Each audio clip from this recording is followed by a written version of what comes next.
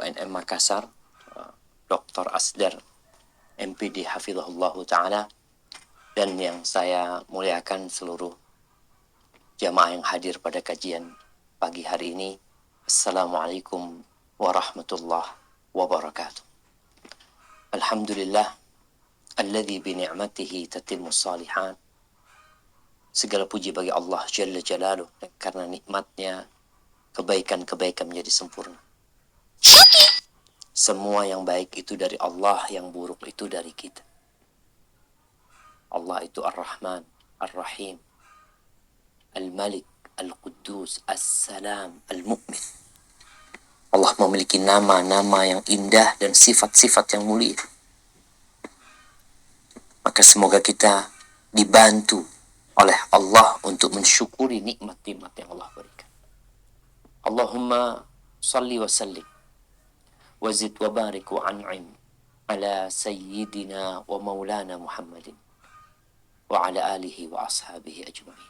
Ya Allah, semoga salawat dan salam senantiasa Engkau curahkan untuk hamba kekasih-Mu, untuk baginda Nabi kita Muhammad alaihi salatu wassalam, untuk keluarga beliau, untuk istri-istri beliau, untuk putra-putri beliau, dan untuk seluruh sahabat Nabi. Semoga Allah meridhai kita bersama mereka. Amma ba'd, ahibati fillah. Tatkala melihat kondisi dunia, maka kita akan mendapati banyak musibah dan petaka. Di setiap negara ada musibah yang berbeda dengan negara lain. Tapi ada satu musibah bersama, yaitu pandemi COVID-19 yang sampai 2021 belum selesai. Apabila kita melihat dan memandang negeri yang kita cintai, Nusantara, Indonesia, kita akan melihat petaka demi petaka itu terjadi. Baru selesai musibah ini, datang musibah yang lainnya. Teman-teman kita yang di Sulawesi, beberapa tahun yang lalu, Palu ditimpa oleh gempa, oleh longsor, oleh tanah yang bergerak. Dan sekarang di Sulawesi juga terjadi gempa, terjadi bencana di sana. Banjir menimpa daerah-daerah yang sebelumnya tidak pernah banjir. Nggak dalam bayangan itu akan banjir. Kenapa? Puluhan tahun orang hidup di sana, tidak pernah ada air yang masuk ke rumah. Tapi tahun ini, rumahnya tenggelam. Longsor, tabrakan. Subhanallah. Melihat musibah yang bertubi-tubi, yang kadang-kala menimpa internasional yang disebut dengan pandemi, atau menimpa nasional, atau menimpa rumah kita atau keluarga kita. Banyak orang yang tidak memahami beragamnya sebab terjadinya bala, dan juga tidak dapat mencerna hikmah-hikmah yang diinginkan oleh Sang Pencipta. Coba kita lihat, tatkala terjadi kebakaran di sebuah pasar,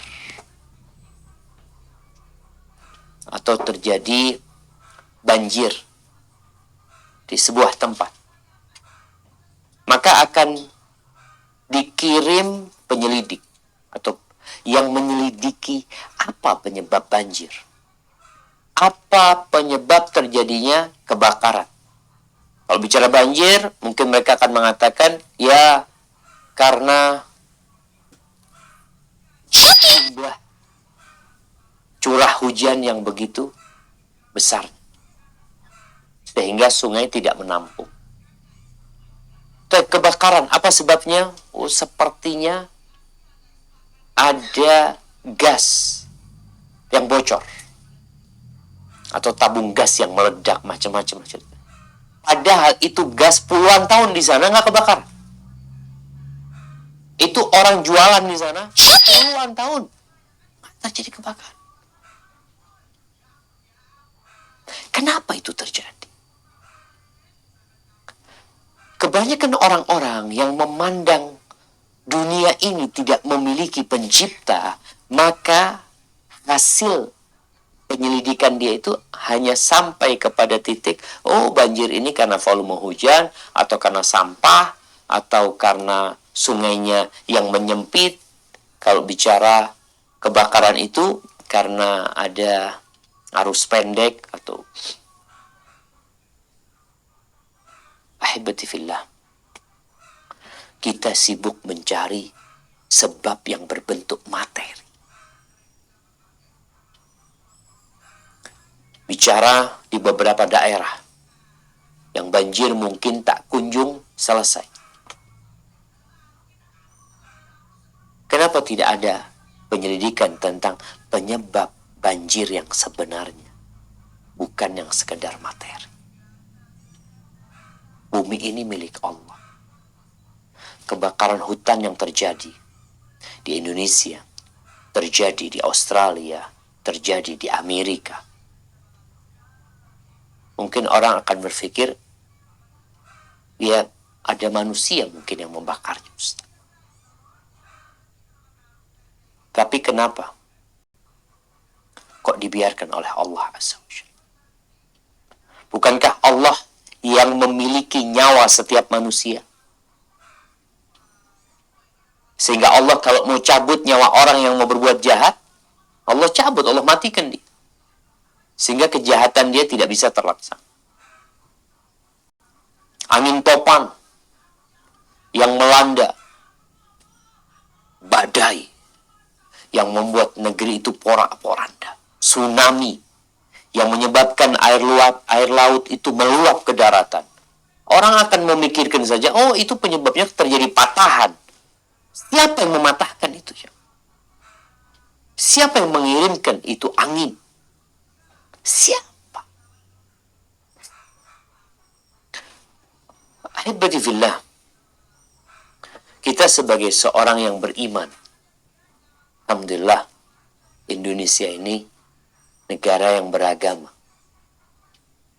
Penduduknya itu beragama. Kita beragama Islam. Semoga Allah mematikan kita di atas agama. Allah menurunkan Al-Quranul Karim. Bukan hanya untuk ruqyah orang sakit. Quran diturunkan bukan hanya untuk hiasan dinding. Quran diturunkan bukan hanya sebagai pengantar orang yang mau meninggal dunia. Quran diturunkan bukan hanya untuk dibaca. Allah mengirimkan surat cintanya kepada umat manusia. Ada pesan dalam Al-Quran. Sejak 1400 tahun yang lalu, itu pesan terus dikeluarkan gak habis-habisnya. Dan gak ada bosannya orang membaca Al-Quran Karim. Dan akan ada terus generasi yang menghafal Al-Quran, menghafal dan terus menghafalnya. Allah menjaga Al-Quran Karim ini. Tapi terkadang kita sibuk mencari sebab-sebab materi, lupa dengan sebab yang sudah dijelaskan oleh pencipta bumi ini. Allah udah kasih penjelasan. Itu terjadi kenapa? Karena maunya Allah Azza wa Jalla. Kenapa Allah mau itu? Kita perlu tahu. Allah berfirman di surat An-Nisa ayat 79. Silahkan dibaca.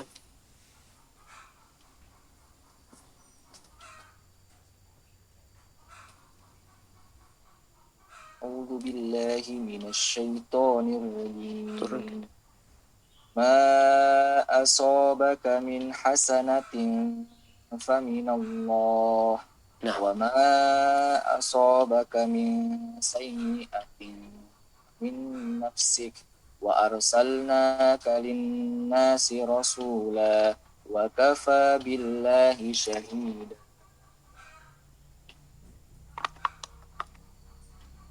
Yang artinya, kebajikan apapun yang kamu peroleh adalah dari sisi Allah, dan keburukan apapun yang menimpamu itu dari kesalahan dirimu sendiri. Kami mengutusmu Muhammad menjadi Rasul kepada seluruh manusia, dan cukuplah Allah yang menjadi saksi. barakallahu fikum. Ada kebaikan yang menimpa kita, ada keburukan. Dan Allah jelaskan kepada Nabi-Nya alaihi salatu wassalam. Dan kita membacanya sampai hari ini penjelasan ini. Wa ma asabaka min sayyi'atin famin nafsi. Keburukan yang menimpamu karena kesalahanmu sendiri. Ketika terjadi musibah, kita sering mencari kambing hitam. Kenapa kita seperti ini? Kenapa rem mobil anak ini kok blong? Oh, ini gara-gara dipakai fulan ini. Ini fulan kalau pakai memang suka ngerem. Akhirnya rusak karena punya mobil. Tunggu dulu. Kenapa dipakai fulan? Nggak nabrak. Dipakai antum nabrak. Kita nggak bertanya. Kenapa? Keburukan itu dari kita. Boleh kita mencari sebab-sebab materi, silahkan. Tapi jangan lupa bahwasanya yang menjadikan sebab itu adalah Sang Pencipta. Yang menciptakan sebab. Allah Jalla Jalla. Dan Allah menjelaskan, wa ma asabaka min sayyi'atin famin nafsi. Al-Imam Bukhari dan Muslim meriwayatkan hadis dari Abu Hurairah dan Abu Sa'id Al-Khudri radhiyallahu anhuma bahwa keduanya mendengar Nabi alaihi salatu wasallam bersabda, "Ma yusibul mu'min." Tidaklah seorang mukmin ditimpa min wasabin wala nasabin. Ya, kelelahan, penyakit. Wala saqamin wala hazanin hatta alham. Dia ditimpa kesulitan, ditimpa gundah gulana galau hatinya, illa kaffarallahu bihi min sayyi'ati. Melainkan Allah akan menghapuskan dari dosa-dosa. Oh, berarti karena dosa? Iya. Ini musibah menghapuskan dosa buat orang yang beriman. Dan di surat Asy-Syura ayat 30 ada banyak ayat ya. Kalau kita hari ini mau membacakan ayat-ayat tentang musibah yang disebabkan oleh dosa, maka ana rasa akan banyak waktu yang kita habiskan. Tapi Quran ini 30 juz. Sehingga tatkala kita baca Al-Baqarah, kita dapat tuh pesan-pesan di sana. Pindah nanti Ali Imran, kita dapat tuh pesan-pesan. Nanti kita masuk ke surat An-Nisa, dapat tuh pesan-pesan. Nanti kita masuk ke surat Al-Kahfi, dapat lagi di sana. Masuk ke surat Asy-Syura ayat 30. Allah Jalla Jalaluh lebih detail lagi supaya manusia ini, ada manusia yang gagal paham. Dikasih tahu nggak mau tahu. Bisa jadi karena keblinger, bisa jadi karena memang sudah dicatat termasuk orang-orang yang merugi. Sehingga dibacakan ayat-ayat Allah nggak paham. Nah, silahkan dibaca Asy-Syura ayat 30.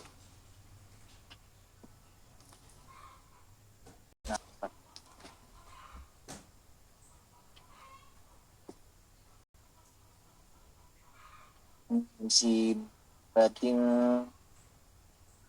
fikum wa ya'fu an katsir. Artinya, dan musibah apapun yang menimpa kamu adalah karena perbuatan tanganmu sendiri, dan Allah memaafkan banyak dari kesalahan-kesalahanmu. Allahu Akbar. Artinya kalau setiap kesalahan yang dilakukan oleh manusia, lalu Allah memberikan musibah, nggak ada yang hidup di muka bumi ini.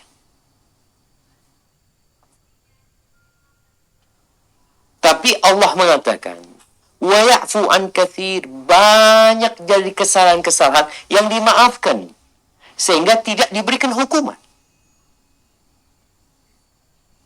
Ingat, kalau Allah menghukum kita dengan setiap kesalahan yang kita lakukan, yang dilakukan oleh manusia, ma taraka ala dhahriha min dabbah, enggak ada yang hidup di muka bumi ini. Setiap hari kita berbuat dosa. Kalau Anda tinggal di Jember sini, ada 2,4 juta manusia. Anggap yang berbuat dosa hari itu 1 juta.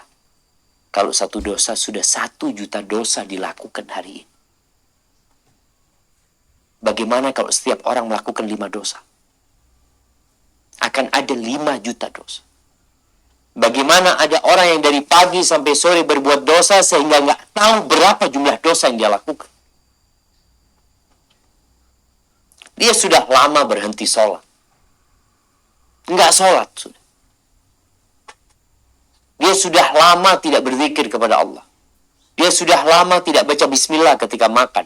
Tidak baca alhamdulillah setelah makan. Matanya jelalatan. Tangannya suka menyakitin orang. Lisannya suka mencaci dan membuli orang. Maka Allah katakan, wa ya'fu an kathir. Dan banyak sekali kesalahan-kesalahan kalian yang dimaafkan sama Allah Azza wa Jalla. Nggak dihukum. Ahibati fillah. Ada banyak musibah yang terjadi di masa perjalanan hidup Nabi alaihi salatu wassalam. Salah satunya kekalahan yang dialami oleh umat Islam pada waktu perang Uhud. Subhanallah. Itu peperangan menyebabkan banyak korban dari golongan umat Islam. 70 lebih sahabat meninggal dunia. Di antaranya paman Nabi, Hamzah bin Abdul Muttalib radhiyallahu anhu. Yang ketika tewas dibunuh, dia dimutilasi. Wajahnya dirusak. Hidungnya dipotong. Telinganya digunting. Perutnya dibelah, jantungnya dikeluarkan. Rasulullah Sallallahu Alaihi Wasallam sendiri terluka pada hari itu. Alaihi salatu wassalam. Gigi beliau patah.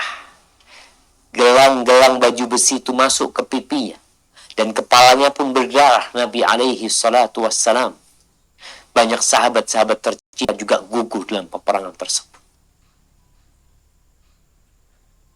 Ketika terjadi kekalahan itu, tempat ada yang ngomong, kok bisa kita kalah? Kok bisa kita kena musibah ini? Mungkin mereka berpikir, loh di tengah-tengah kita ada Nabi Muhammad SAW. Di tengah-tengah kita ada Abu Bakar Siddiq, ada Umar bin Khattab, ada Utsman bin Affan, ada sahabat-sahabat Ali bin Abi Thalib. Maka Allah jelaskan di surat Ali Imran ayat 165. Silahkan kita baca.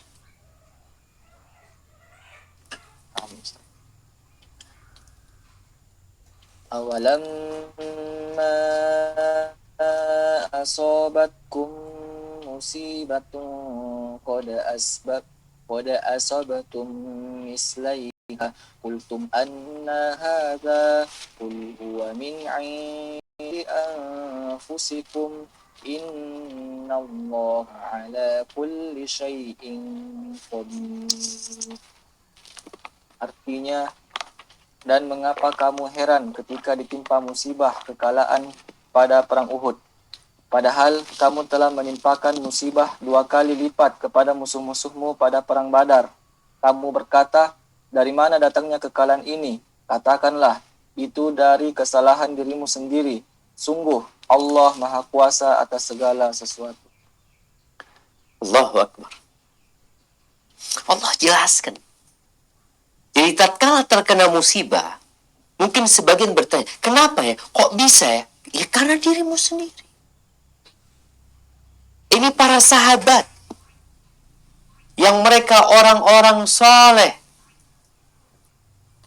orang-orang yang berjuang bersama Rasulullah Sallallahu Alaihi Wasallam. Maka Allah mengatakan, Qul huwa min indi anfusikum. Katakan, kekalahan itu disebabkan kesalahan kalian. Sehingga tatkala terkena musibah, yang harus dilakukan manusia itu introspeksi diri. Udah tahu ini gara-gara Anda. Oleh karena itu sebagian salafus saleh ketika dia itu naik kendaraannya, naik keledainya, naik kudanya, kok hari itu nggak enak. Kok nggak nyaman naikannya? Pulang ke rumahnya, ribut sama istrinya. Istri yang biasanya nurut, taat, patuh, kok hari itu kayak bantah. Apa kata mereka? Oh, ini gara-gara dosa yang kukerjakan. Langsung tahu mereka. Sehingga seorang muslim tatkala terkena musibah langsung mengatakan inna lillahi wa inna ilaihi raji'un. Ingat sama Allah Azza wa Jalla. Kita ini milik Allah. Sebesar apapun kekuasaan kita, setinggi apapun jabatan, kita tidak akan pernah keluar dari genggaman Sang Pencipta. Abdullah bin Mas'ud radhiyallahu anhu, pernah beliau itu jalan, tahu-tahu tali sandalnya putus. Putus tali sandalnya, apa yang beliau lakukan? Beliau langsung mengatakan inna lillahi wa inna ilaihi raji'un. Faqila, ya, kata orang-orang, gimana engkau baca innalillah gara-gara sandal putus? Apa kata Abdullah bin Mas'ud? Musibah. Musibah. Sandal putus ini musibah. Emangnya bukan musibah? Yang naik motor, tahu-tahu bannya kempes. Antum pikir itu bukan musibah. Mungkin antum berpikir, oh ini kayaknya kena paku di sana. Kena paku di sana. Ada ratusan motor yang lewat sana, kenapa punya antum yang bocor? Berarti ada sesuatu sama kita. Ini yang kadang kala orang-orang gak berpikir. Yang nyalahkan paku oleh betul, sebab materinya paku. Tapi kenapa paku itu nempel di sepeda antum, di roda sepeda antum, kok nggak nempel di rodanya orang lain? Itulah musibah. Bicara sandal, semua orang pakai sandal. Kenapa sandal anak yang putus talinya? Berangkat ke musola atau ke masjid, pulang sandalnya hilang. Mungkin kau akan berkata, ya Allah, padahal sandal anak ini nggak terlalu bagus, Ustaz. Kok ada ya maling yang mengambil? Pertanyaannya, kenapa tiap hari nggak diambil sama maling? Kok hari itu diambil sama maling? Musibah. Bisa jadi karena dosamu. Bukan karena sandalmu paling bagus. Tapi karena musibah yang menimpamu disebabkan dosa.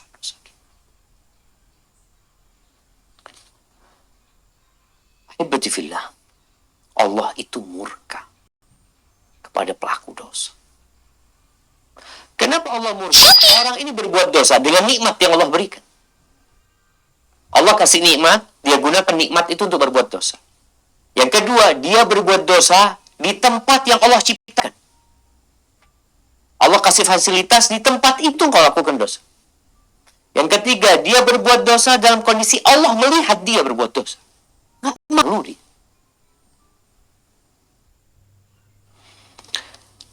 Dalam hadis riwayatkan Muslim, di beberapa dosa yang Allah benar-benar menyatakan laknat. Rasulullah sallallahu alaihi wasallam mengatakan la'anallah man dzabaha li ghairillah. Allah melaknat orang yang menyembelih untuk selain Allah. Ada ritual-ritual yang dilakukan di dalamnya penyembelihan untuk siapa? Untuk selain Allah. Wala'anallah man awa muhdithan. Allah melaknat orang-orang yang menyelamatkan pelaku kriminal. Melindungi. Ada orang melakukan perbuatan dosa, seharusnya diserahkan, seharusnya ditegakkan keadilan, malah dilindungi. Allah murka sama Tuhan. Wala'anallah man la'ana walidayhi. Allah melaknat yang melaknat kedua orang tua. Durhaka sama orang tua. Sang kau ngomong sama orang tua. Yang keempat, wala'anallah man ghayyaral manar. Allah melaknat orang-orang yang memindah patok tanah. Dilaknat. Dijauhkan dari rahmat Allah. Padahal doanya, Rabbi ghfirli warhamni. Warhamni, Allah rahmati aku. Sedangkan dia terlaknat Gara-gara apa? Perbuatannya sendiri. Sehingga terjadilah yang namanya musibah, jemaah. Ahibati fillah. Di antara musibah yang disebabkan oleh dosa adalah berkurangnya rizki, hilangnya berkah. Berkurangnya rizki, kurang jumlahnya, hilang berkah. Gara-gara dosa. Ya, mungkin kita mengatakan, oh ekonomi di negeri kita ini minus. Minus berapa kemarin? Minus 2%. Penyebabnya COVID-19. Loh, tunggu dulu. Siapa yang menyebabkan adanya COVID ini? Kalau runtuhnya ekonomi disebabkan COVID, pertanyaannya, kok bisa ada COVID ini? Apakah kita akan mengatakan, oh konspirasi? Anggap konspirasi. Kenapa terjadi konspirasi? Ingat, alam ini tidak ada dengan sendirinya. Itu penyakit-penyakit tidak ada dengan sendirinya. Itu penyakit menular karena ada yang memindah itu penyakit ke orang ini. Kita dapat melihat, jemaah, satu rombongan, ada satu yang positif, yang lainnya nggak positif. Iya, kalau kita berbicara secara matematika, orang yang membawa virus akan menularkan virus. Sehingga kita bisa buktikan di negeri kita ini. Biasanya ada tracking ya, setelah ketahuan satu orang positif, akan dicari di keluarganya, diperiksa semua. Ternyata nggak ada positif. Cuma fulan aja yang positif. Loh, katanya penyakit ini menular. Nah, menular dengan izin Allah Azza wa Jalla. Ada cerita satu keluarga. Anda baru dapat cerita ini sepekan yang lalu mungkin. Awal-awal di Jakarta nih. Ada satu keluarga ketika PSBB itu dia benar-benar menutup diri. Protek banget dia. Ya kita perlu jaga diri kita. Tapi jangan berlebih-lebihan.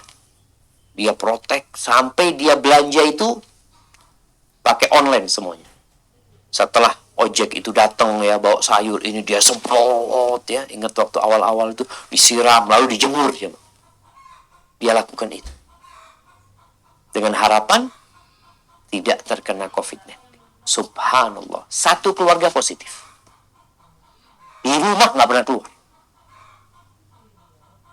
Kok bisa, Ustaz? Yang tiap hari keluar ini kok malah nggak positif? Ya.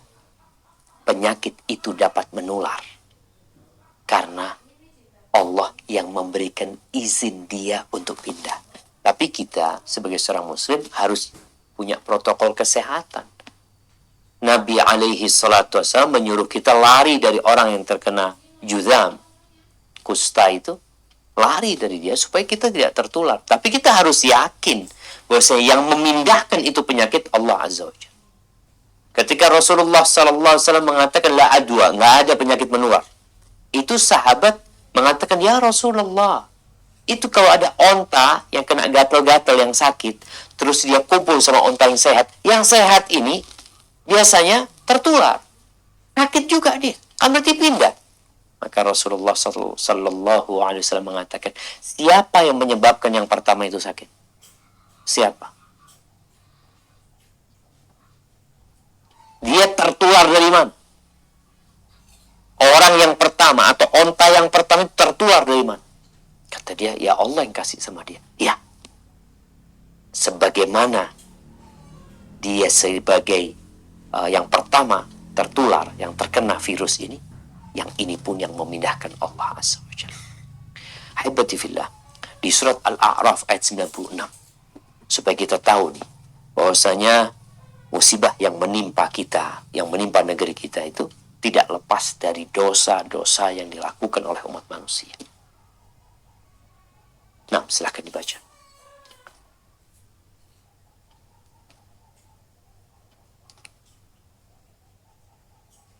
walau anna ahlal qura amanu wattaqau lafatahna alaihim barakatim samai wal ard walakin kadzabu fa akhadnahum bima kanu yaksibun. Dan sekiranya penduduk negeri beriman dan bertakwa, pasti kami akan melimpahkan kepada mereka berkah dari langit dan bumi. Tetapi ternyata mereka mendustakan ayat-ayat kami, maka kami siksa mereka sesuai dengan apa yang telah mereka kerjakan. Barakallahu fiik. Ini penjelasan dari siapa? Penjelasan dari penguasa bumi dan langit. Penjelasan dari yang menurunkan air hujan ke bumi dan menumbuhkan biji-bijian dan buah-buahan dari bumi. Ini keterangan dari yang mewarnai ikan-ikan di lautan, dari yang menciptakan paus dan hiu, dari yang menciptakan singa, kijang, kelinci, dan segala yang ada di muka bumi. Allah jelaskan. Andai kata penduduk negeri itu punya dua sifat. Amanu wattaqau. Dia beriman dan bertakwa. Dia beriman dengan hatinya. Dia ucapkan dengan lisannya. Dia praktekkan dengan raganya. Melaksanakan perintah-perintah Sang Pencipta. Aturan-aturan yang dibuat diikuti. Larangan-larangannya tidak dilanggar. Apa yang akan terjadi? La fatahna alaihim barakat. Niscaya kata Allah, kami akan bukakan atas mereka berkah-berkah. Dari mana? Dari langit. Hujan turun tidak menyebabkan banjir. Hujan turun tidak menyebabkan jembatan itu patah. Hujan turun menumbuhkan, membuat orang-orang jadi sehat. Bayangin, ada hujan turun, orang-orang kekurangan air bersih. Subhanallah. Nggak berkah berarti tatkala air hujan itu turun buat mereka. Allah sebutkan, kami akan bukakan pintu-pintu berkah dari langit. Wal ard, dari bumi. Allah akan tumbuhkan tumbuh-tumbuhan yang bermanfaat. Kita lihat berapa banyak petani-petani yang gagal panen karena sawah mereka tenggelam dengan air. Padahal nih hujan tiap tahun turun. Kita tahu ada musim hujan. Allah menetapkan hal itu. Tapi ada hujan yang berkah, ada hujan yang azab. Walakin kadzabu. Tapi mereka nggak mau beriman. Mereka nggak mau bertakwa. Perintah-perintah Allah diabaikan. Quran dia asingkan. Sebagian orang tidak menyentuh Al-Quran kecuali bulan Ramadan. Ini bentar lagi kita masuk bulan Ramadan. InsyaAllah 2 bulan lagi kita masuk ke bulan Ramadan. Itu orang pada sibuk baca Al-Quranul Karim. Tapi sepanjang tahun ditinggalin tuh Quran. Maka Allah katakan mereka mendustakan. Maka kami berikan hukuman kepada mereka. Karena pekerja. Karena kelakuan mereka sendiri. Bukan orang lain. Mereka sendiri. Allah menyebutkan daraballahu mathalan qaryatan kanat aminatan mutmainnah ya'tiha rizquha ragadan min kulli makan fakafarat bi an'amillah fa'adhaqaha Allah libasal ju'i wal khawf bima kanu yasna'un. Ada sebuah negeri, Allah kasih contoh, ada sebuah negeri yang Masya Allah makmur negeri tersebut, datang rizkinya dari segala arah, kemudian mereka kufur dengan nikmat-nikmat yang Allah berikan. Maka Allah timpakan kepada mereka pakaian libasal ju' wal khawf, 2 pakaian. yang sepertinya kita di Indonesia merasakan dua pakaian nih. Urusan perut, ekonomi, wal khauf. Ya, karena kerjaan mereka sendiri. Dua pakaian, wal khauf, lapar dan ketakutan. Dan itu yang menimpa kita. Ahibati fillah, siapa yang tidak kenal sama Qarun? Orang terkaya di masanya Nabi Musa alaihissalam. Kalau masyarakat melihat Qarun sedang keluar rumahnya bersama kendaraannya, jangan ditanya. Mereka itu menginginkan apa yang berada di tangannya Qarun dari kekayaan dunia ini. Dia kalau kita ngelihat ya, di jalan rombongan mobil Ferrari, rombongan mobil Lamborghini, rombongan moge, itu biasanya orang-orang pada keluar lihat, ya Allah, Masya Allah, bagus banget ya. Ya Allah, kaya banget tuh orang ya. Masya Allah, Masya Allah. Bagaimana kalau Qarun yang keluar? Bayangin. Allah menceritakan hal ini. Coba kita baca cerita Qarun ini. Allah menceritakan dalam Al-Quran Karim supaya kita ambil pelajaran. Di ayat 76 sampai 81. Nama suratnya surat Al-Qasas. Surat cerita. Nah, tafadhal. Inna Qaruna kana min qaumi Musa fabagha alaihim wa atainahu minal kunuzi ma inna mafatihahu latanu bil usbati ulil quwwah iz qala lahu qaumuhu la tafrah innallaha la yuhibbul farihin wabtaghi fima atakallahu ad-daral akhirata wa la tansa nasibaka minad dunya wa ahsin kama ahsanallahu ilaika wa la tabghil fasada fil ard innallaha la yuhibbul mufsidin. Qala innama utituhu ala ilmin 'indi awalam ya'lam anna allaha qad ahlaka min qablihi minal quruni man huwa ashaddu minhu quwwatan wa aktsaru jam'a wa la yus'alu an dhunubihimul mujrimun.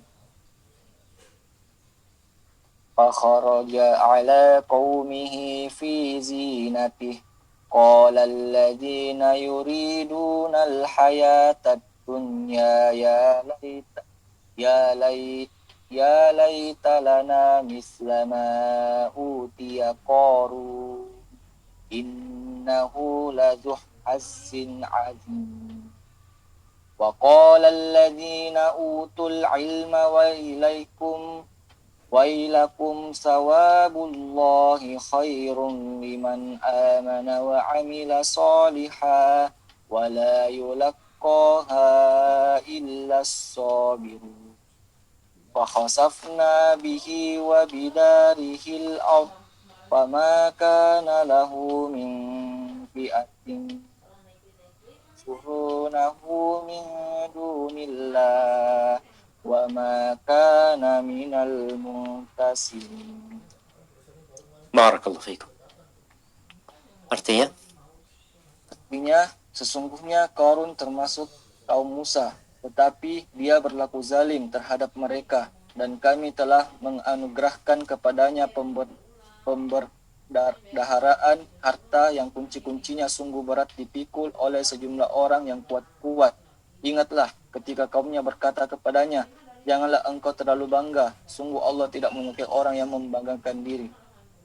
Dan carilah pahala negeri akhirat dengan apa yang telah dianugerahkan kepada Allah kepadamu. Tetapi janganlah kamu lupakan bagianmu di dunia dan berbuat baiklah kepada orang lain, sebagaimana Allah telah berbuat baik kepadamu. Dan janganlah kamu berbuat kerusakan di bumi. Sungguh Allah tidak menyukai orang yang berbuat kerusakan. Dia Korun berkata, sesungguhnya aku diberi harta itu semata-mata karena ilmu yang ada padaku.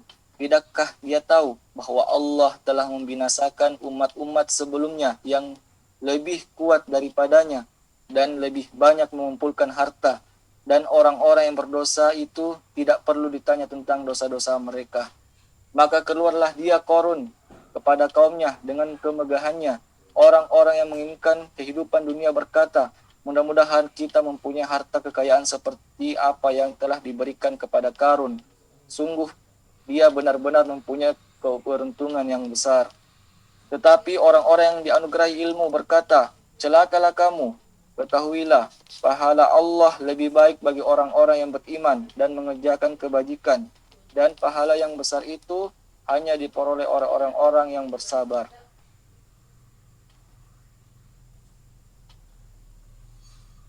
Nah, satu ayat lagi.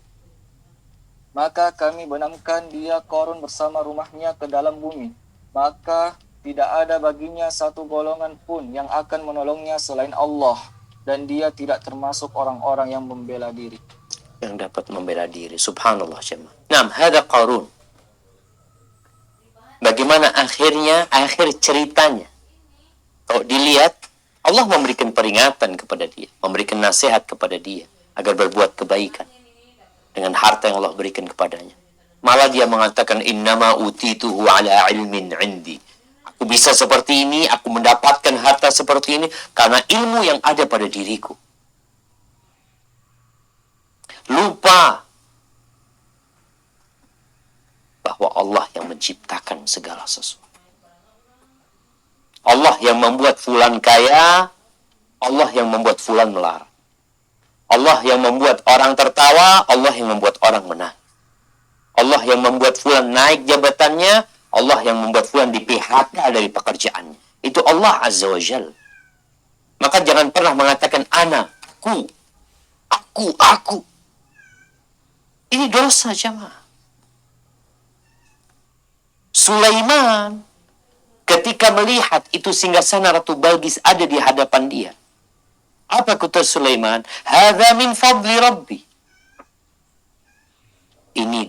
Ini karunia dari Rabbku. Tidak mengatakan, karena aku. Sama sekali. Akhirnya Allah benamkan Qarun bersama harta. Kenapa sekarang ada istilah harta karun? Mengingat Qarun yang menghilang dari muka bumi ini bersama harta. Padahal jumlah hartanya itu. Orang yang mikul itu sampai bunyi jemaah. Orang-orang yang kuat itu, mikul kuncinya ya. Itu sampai bunyi dari peran. Bukan satu dua orang yang mengangkat. Ada kelompok manusia yang mengangkat kunci-kuncinya kok. Terus kenapa Qarun hilang? Karena dosa. Musibah yang menimpa dia karena dosa. Kalau kita membaca surat Al-Kahfi, baca nanti surat Al-Kahfi di ayat 32-43. Bagaimana Allah menceritakan tentang dua orang yang punya kebun. Yang satu tawadhu, bersyukur kepada Allah. Yang satu sombong, berbangga diri dengan hartanya. Lupa bersyukur kepada Allah. Allah hancurkan kebunnya dalam semalam. Dia nggak bisa berbuat apa. Cerita di surat Al-Qalam tentang 3 bersaudara yang mereka punya kebun luas ya. Akhirnya mereka bersepakat di mana nih kalau kita manen kebun ini pagi-pagi sekali sebelum orang-orang miskin keluar rumah supaya mereka nggak minta-minta. Akhirnya mereka berangkat subuh-subuh berangkat. Sampai sana mereka tidak mendapati kebunnya. Mereka mengatakan kayaknya kita salah jalan. Karena kebun mereka Allah bakar malam itu.